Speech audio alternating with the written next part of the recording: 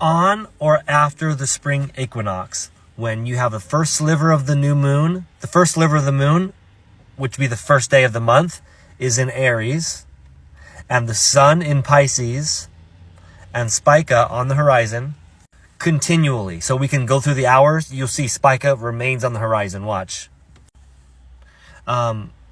It dips down a little bit, but this is how it's supposed to look. Spica used to be called Abib.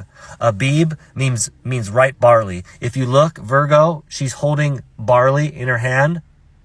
Nisan, the first month, which this is March 22nd, 23rd, sunset to sunset, Nisan 1. Nisan used to be called Abib.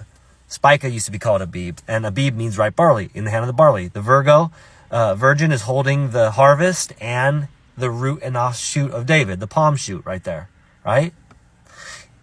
He placed the sun, moon, and stars in the skies for signs, like the Revelation 12 sign. Behold, a great pageant in heaven, a virgin clothed with the sun, with a moon at her feet and a crown of 12, giving birth, right? That happened, Feast of Trumpets, September 23rd, 2017, when Jupiter was in the belly of Virgo for 9 months and went out.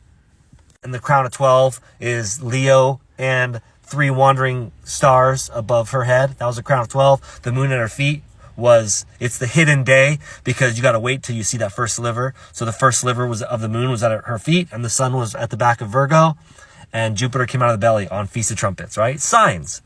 So, and seasons. And so we know what time it is, right? So from Flavius Josephus and Pliny the Elder and a lot of these other people, the antiquity of the Jews, this is how God's calendar is set up.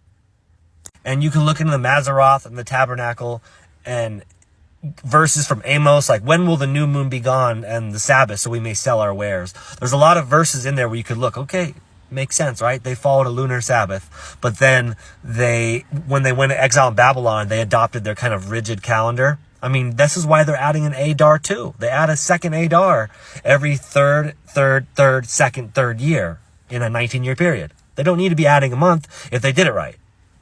But since last year, they added the Adar. The Hebrew calendar is correct this year. So Nisan 1 will be March 23rd. 23rd and 24th.